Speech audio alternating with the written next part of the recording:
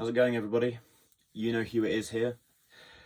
Thought I'd come on here today and do a video discussing some of the rarer and more valuable items in my collection. This isn't me coming on here just purely to brag about my collection or to gloat in any way. What it is the result of a fair number of years now of collecting records, and obviously part and parcel of the hobby is that as you discover more artists and as your tastes grow, you find more niche music, and sometimes you find limited releases that you get your hands on, and down the line it turns out that they can be scarce items that you've got in your collection. So how I've decided to add records into this video today is I've gone on Discogs and I've set my collection to look at the records that I've got that would be considered the highest value based off of the median price that somebody would sell for them. The reason why I've chosen the median is because when I buy records of Discogs, obviously I'm always looking for a bargain, but I am willing to pay a bit more than the base price if it gets me good shipping, or if I just think it's going to be a better pressing, nice colour variant. I don't ever really pay the maximum amount. I think there's only 2 or 3 records I can think of that I own that I've ever paid above the original retail price for. Maybe a few more than that, but it's really a rare occasion. So anyway, that's enough yapping. The first one I've got here, this is a record that to this day I've still not taken out of the shrink wrap, and I'll tell you about that in a minute. This is Injury Reserve with their, what I'm going to say for now is their final album, because obviously a founding member of the group died. I believe it was prior to the release of this, and I was very lucky to get in on the pre-sale for this album because there was a very limited number of pressings initially released. The reason why I'm keeping it sealed is because once I'd sort of really sunk my teeth into the album, I knew that there was something really special here. I feel like they've made some real waves in the sort of post-hip-hop sphere. Really experimental production. I believe that they took a black MIDI backing track at one of the songs, which they've then fused into some really mixed up vocals, and that was a real eye-opener for me and really made me want to get my hands on this. But because of the scarcity of it, I've kept it wrapped. I do stream it a lot, but I just want to keep it pristine and just see what it might be worth down the line. The next one is one that I've had for a very long time, and this was during the height of the vaporwave era, and one of the biggest artists, and in my opinion, one of the best artists to come out of that is 2814 with this really interesting album artwork for their, I believe it was their second album, Birth of a New Day. For me, my favourite album by this group, by this duo, is actually the follow-up called Rain Temple. But whereas Rain Temple I think has a more focus on structure and atmosphere, I do find atmosphere as in the atmosphere of the project from start to finish. But with this record here, you're getting a more conventional vaporwave album. It's a bit more of a diamond in the rough. Still a great record by any means, and a really good place to start if you do want to check this internet subculture out, because I still think it's relevant, and there's lots of amazing artists like Def's Dynamic Shroud that are still pushing the genre forward, and still being as weird and unpredictable and aesthetic as the genre's ever been. So yeah, that's 2814 with Birth of a New Day. The next one I want to talk about is one that I believe is very hard to come by unless you're going to pay a stupid price. I got a good bargain a few years ago for a copy of this, although unfortunately the reason why it was a good bargain was because I believe side 4 has a big scratch along the back, so part of it is unplayable, which was a shame, but I got what I paid for and the bulk of the record is fine. This is Sun Kil Moon's Benji, one of the absolute most beautiful records released in the 2010s. It's a very personal folk album, but simultaneously very relatable. I think anyone who listens to this, it would have the sort of effect that the movie Boyhood, the one that used the same cast and just was filmed throughout the cast's life, it was very relatable. I think that film was designed to be as relatable as possible. But for me, I get a lot of that same response when I listen to Benji by Sun Kill Moon. Really amazing storytelling, instrumentals, hypnotic. Obviously Mark's voice and vocal delivery is very much like you're listening to a monologue. It can be extremely dark at times. Obviously you've got songs like Richard Ramirez, Died Today of Natural Causes, which is obviously a reference to the famed serial killer, the Night Stalker. I believe that, I mean, it's been a long time since I've listened to this, I don't know why, but it's just a really captivating album. I still think it's his best record. It's quite a long one. I'd set some time, but just listen to it on a nice sunny day. Don't have any distraction. Absolutely beautiful modern masterpiece. I'm really happy to own it, even if it is slightly damaged. The next one is from one of the biggest artists of the UK jazz scene over the last decade. This is the first album that was brought to my attention by this guy, Alpha Mist. I believe this is his second album with Antiphon. I remember I bought this the day that I discovered him on YouTube. I also bought a digital copy to stream it for, so I could have that alongside the physical copy. I don't think I was actually really using streaming services at that time. I think I was still buying every album I listened to for whatever reason. I think I just hadn't got into it. I also, on that same day, bought a ticket to go and see him in Brighton, which was near the place where I was living at the point. Really, really great jazz album with some spoken word interludes. I believe it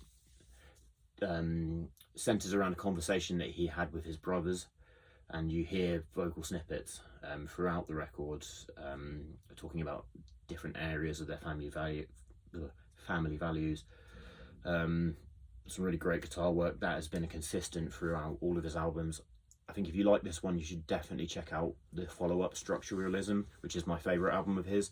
I think it's more fully realised. I think it's an amazing modern jazz record. This one is, just as much worth your time. And in some respects, it might even be more approachable for a newbie jazz listener. I think if I was going to get somebody into jazz who'd never really tried the genre before, I would probably point to this as an early starting point, or even just this artist. He's been quite consistent. I've got like 3 of his albums plus a limited EP that I managed to pick up in rough trade one day when I just happened to be in London. So yeah, that's Alpha Mist with Antiphon. Okay, so obviously there's going to be some box sets on here because a box set has more than one record and several albums or whatever, so obviously that's going to rack up the value of it quite a lot. But also box sets do tend to be limited, and if you have a scarcely limited box set, then obviously the price has always got the potential to skyrocket. So the first, well, I'm going to be talking about 2 box sets that I picked up from the same artist. Famed pioneering progressive rock band King Crimson. This is their 1969 to 1972 collection of studio albums. Also in tow is the second edition, which is their 1972 to 1974 collection. Funny story about this. As much as I'm not crazy about buying records off of Amazon, the best price I could get for these at the time was on that site, so I ordered them off of Amazon. And the 72 to 74 box set, I remember there was an LP missing. There was a double LP album that had one LP missing, and I took that up with Amazon, and the person I spoke to arranged a redelivery of another copy and didn't ask for the original one to be sent back. So I gave that to my beloved father to add to his collection. Music's always been a very personal thing between us two. Really surprised because they were about 150 quid each that they didn't make me send it back. So yeah, I've got every early King Crimson record. Really amazing pressings, and they just sound so crisp. I revisit them a lot. They're a really, really great band. Robert Fripp is a really influential guitar player on me as a guitar player. And they were, you know, hugely influential on the genre as a whole, not just on progressive rock, but, you know, their influence is felt throughout metal and, you know, jazz fusion. Everybody knows them. If you are one of these people that claims to be a fan but you only ever listen to Court, then you're doing yourself a massive disservice. So yeah, definitely give these guys some more attention. This is King Crimson. Next up is an album that I didn't expect to really become that special or scarce in my collection, but when I was living on my own during COVID, I got really back into Death, the band, and I picked up their most famous and most iconic album, Symbolic, on vinyl. This is one of the most revered and most amazing death metal albums ever made. Ask any metal fan, you know, for a good recommendation, and chances are this is almost always going to be in the conversation. I think the reason why mine is a bit more valuable now is because I've got it on some sort of limited white vinyl. It's quite a nice pressing as well. But yeah, incredible album. It's a really interesting point in their career because, funnily enough, this is going to sound like a bit of a stretch, but I always liken Death to the Beatles. And the reason why I do that is because I think part of the reason why the Beatles were so iconic and why their story is told over and over again is because they had an almost perfect trajectory as an artist. You know, they went from a conventional band within their genre for the time and became more and more sophisticated, released, you know, a decent run of albums, but never made anything bad. You know, there was always a really solid album in the works whenever they dropped one.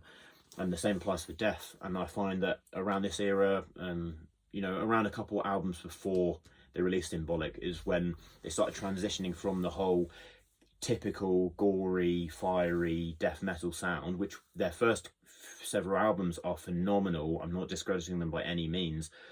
Go check them out. But what I'm saying is that they became more philosophical and more sophisticated in terms of the concepts and the lyricism. I also found that the instrumentation often became quite a bit more emotive to complement the growing complexity of what Chuck was talking about. Rest in peace, Chuck Schuldiner. Hero, inspiration. Thank you for bringing all the amazing music that you've given into our lives. So yeah, Death, Symbolic. Next one I'm going to talk about is another box set. And this is by a band who I've loved for a very long time. One of my favourite artists. I think I've got almost as many records as by them as I do by any artist. I mean, as in, like, I think I've got the most individual albums by this band, Swans.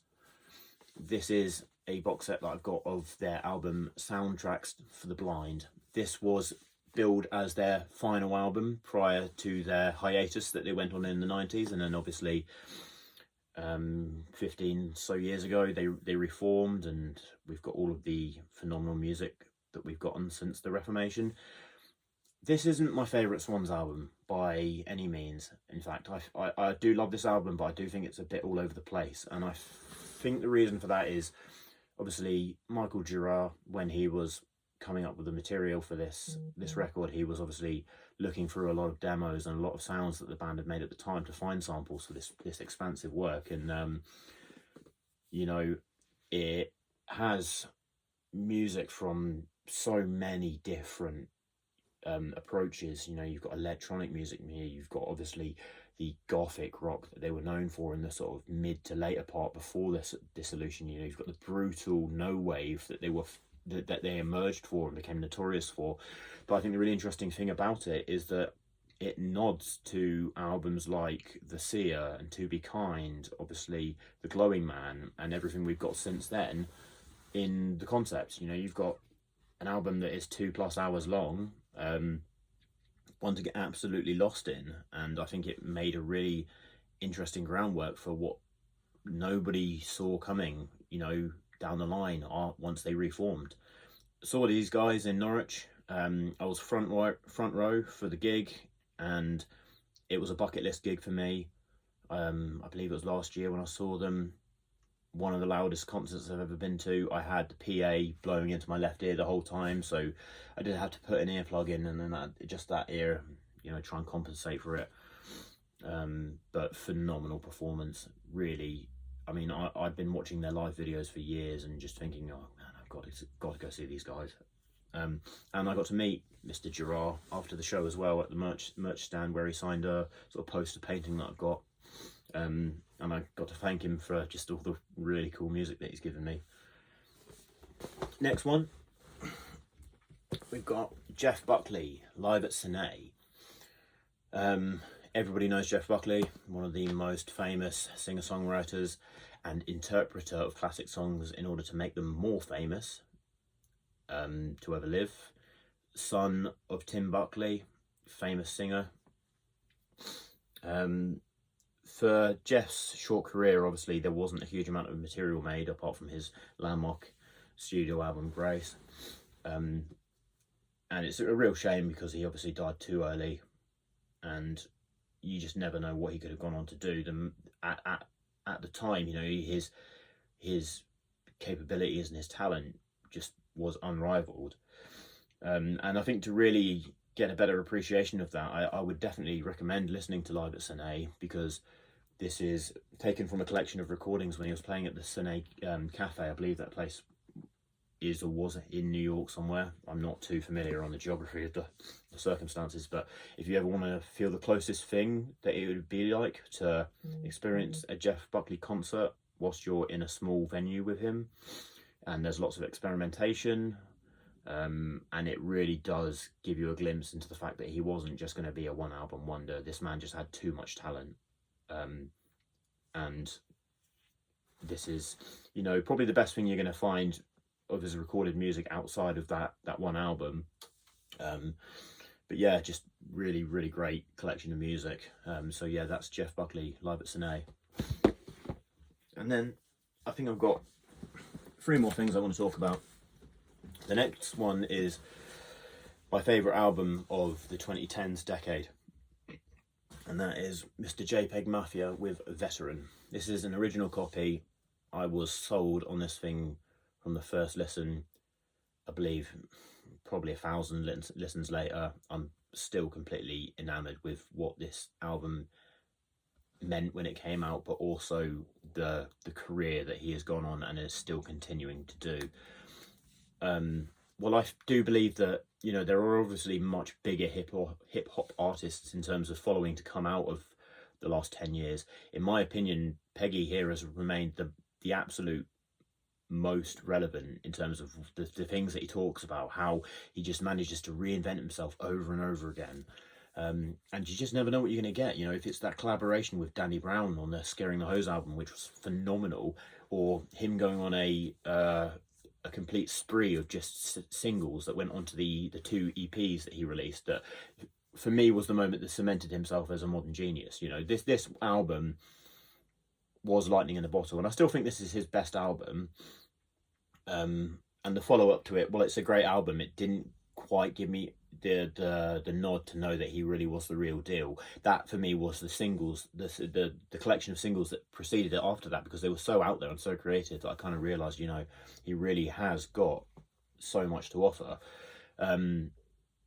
This is an amazing record. If you've never listened to it before, you're in for a fucking trip. You just never know where this thing's going to take you. And I still remember the first time I listened to it, and I still come back to it, and I still find so many textures and just hidden details and even lyrical themes that I hadn't paid attention to before, because he can go from, you know, shitting on vain internet subcultures to, you know, talking about race relations. One of my favourite lyrics of all time is the bar where he spits something about I'm looking like a slave while I'm gunning for my masters. And he does it with a real punky attitude as well. And he was fantastic live. When I saw him in London, he came on stage and the first thing he said was, "My voice is fucked." And he'd blown his voice out, obviously, on tour.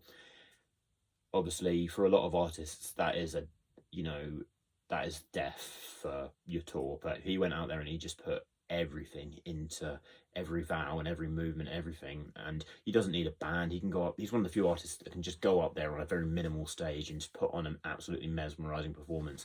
One of the greatest artists I've ever seen live. This is JPEG Mafia with Veteran.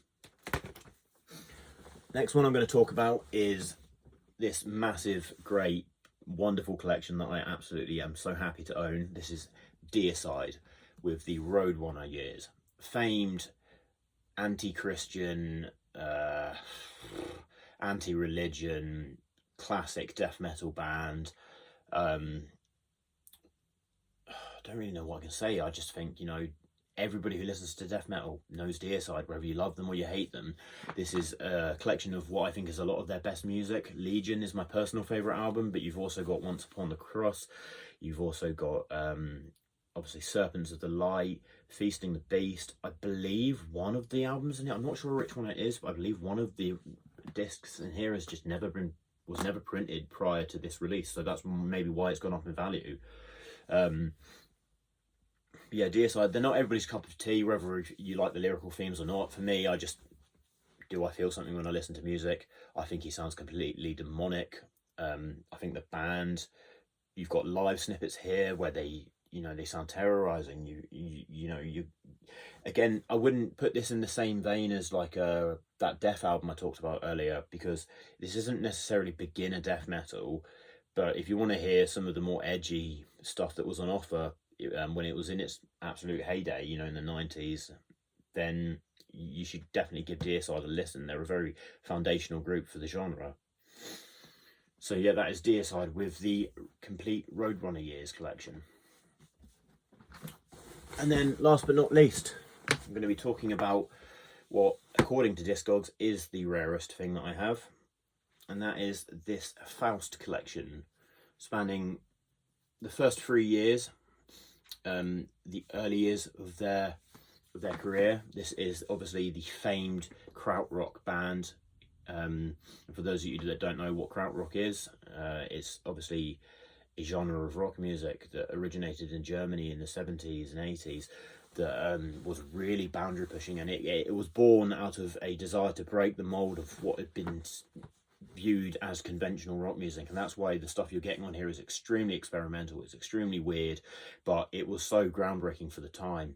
And this band have gone on to influence so many people. You know, you can't go into this expecting rock bangers that you can rock out to constantly. You go into this to experience experimental instrumentation projects. You know, they were trying to push boundaries at this time, but also make brilliant music, and they obviously succeeded.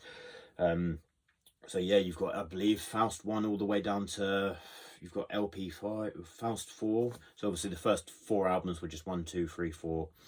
And then again, I think there's another record on here. I'd have to look at the liner notes, but I believe there's another record in this collection that was never pressed prior to this box set. And I had to get my hands on it because they're a great group.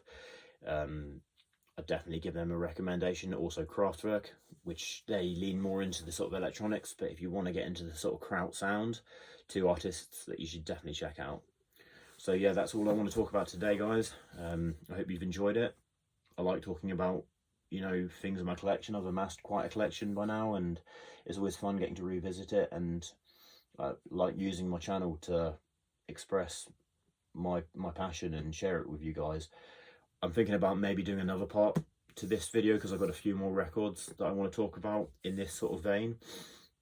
So stay tuned for that. Also stay tuned for my favourite albums of 2024, which is coming soon. Anyway, guys, hope you have a lovely evening. You know who it is.